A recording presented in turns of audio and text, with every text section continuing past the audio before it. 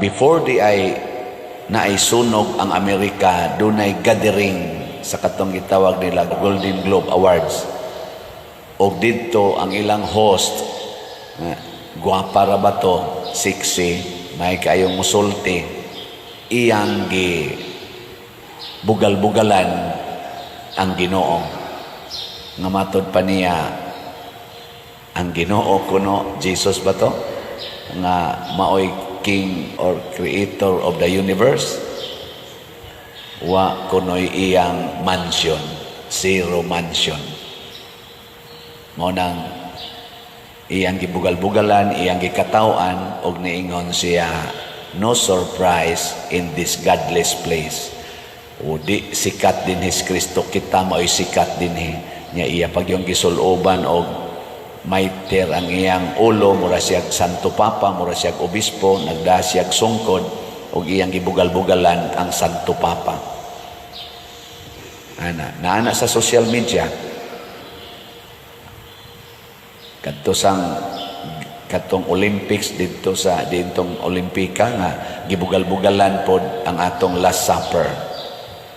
Simbahan ya po'y giatake, Ginoo ya po'y giatake niya. Few days lang after, 2 days ba to? After sa ilang gathering, sugo dayon kanang ilang wildfire dito. Silot ba nas Ginoo? Nainangutanan ako, silot ba? Ang sabi niyong tanaw, silot? Dili. Gisilotan? Matod pa ni Kristo, wa kumuanhi aron paghukom or pagsilot, ni anhi ko aron pagluwas.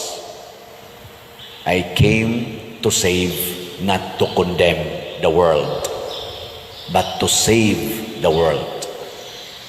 Mo nang unsa may nahitabo nganong naingon ani manidaghan man kayong mga catastrophes kaning ato sa dinis Pilipinas, halabaha, siging landslide, ngano man na gisilutan ta kay sige nag-away atong mga leaders, labi na sa government leaders, ang mga top officials na to, kasi nag-away, gisilutan ta sa Ginoo, wala.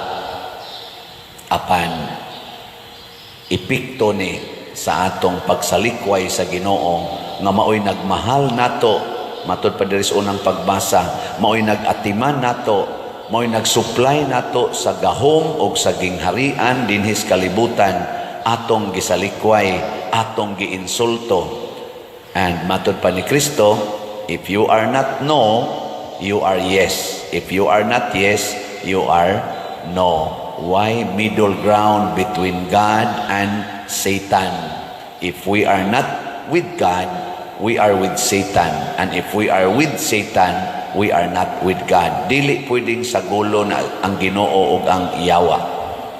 Unya kun ato nang i-reject godless, matod pa dito, godless place, godless nation, or unsa ba diha to itawag, napanay karikat, napay gibutang social media nga naay nagdaog kanang placard, nagsulob og puwa, babae og lalaki, amot og di ba ka to kuan lang AI or duwa las computer sa mga buangon sad, tinuod ba ka tong tao nga naglakaw sa kalsada sila nga nagdag placard nga niingon sa to